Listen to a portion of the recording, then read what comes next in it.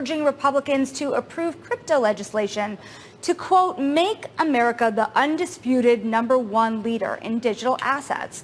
For the latest on the timing of votes through these bills, we were joined by Bloomberg Intelligence senior government analyst Nathan Dean. And earlier we had spoken to Representative Brian Stile about the Genius Act passing the House.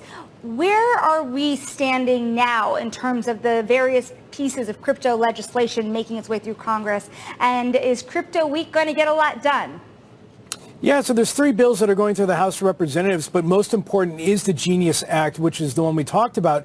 And this is important for stablecoin issuers like Circle. This gives them a regulatory framework to operate. Essentially, they have to have their assets 100% backed by high-quality liquid assets, and it gives them a way to register so they can get the enforcement albatross from around their neck.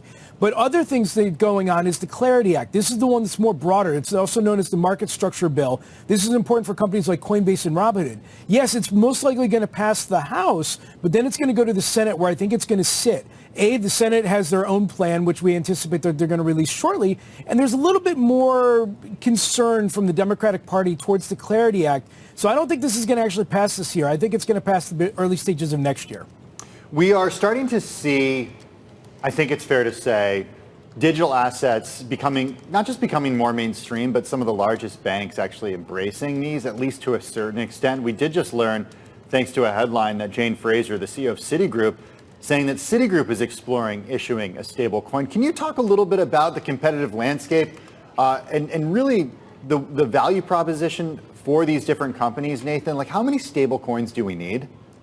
Yeah, so I think every bank at least is considering one, or at least should be considering one, from the standpoint that, look, about 6 to 9 months ago, the banks were against the Genius Act. They were saying, look, if everybody's going to put 10% of their assets into stablecoins, most likely it's going to come out of checking deposits. But now that the Genius Act is going to pass, and you're going to have companies like Circle having this ability to go forth and operationally work, banks are asking their questions, well, why shouldn't we get into the party? So I do think you're going to see a lot of banks trying to enter this realm, and you're also going to see a lot of non-banks. PayPal, for example. But under the Genius Act, banks would be registered with the Federal Reserve. Non-banks would be registered with the Office of the Comptroller of the Currency. And if you have a market capitalization of less than $10 billion, you have to go with your state regulator. So we're certainly going to see a lot of stablecoins coming out there. And then eventually, I think you are going to see some consolidation as people begin to acquiesce around the larger ones. I want to talk about the Clarity Act as well, because the Genius Act seems like a done deal, right? It's getting there, right?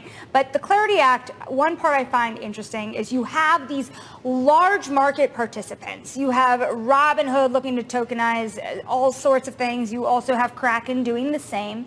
You have Hester Peirce, SEC commissioner, saying that tokens, blockchain, they're not magical abilities, that the market participants must consider that tokenized securities are still securities. Does this break her view? Does it break with what the industry is trying to do?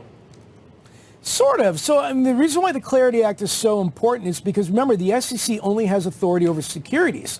And a lot of the crypto tokens out there, like Bitcoin, are either commodities or the industry wants them to be commodities. Therefore, they're overseen by the Commodity Futures Trading Commission, which has, in our view, a little bit less onerous types of regulations. But when it comes to tokenized securities, just remember, Commissioner Peirce said it, they're still securities, and therefore you have to follow securities law. So what the Clarity Act does is that it provides regulatory clarity. It, again, removes this idea that maybe 4 years from now, a Democratic president or a return of somebody like former SEC Chairman Gary Gensler would come in here and try and put enforcement actions on the industry, provides that type of clarity.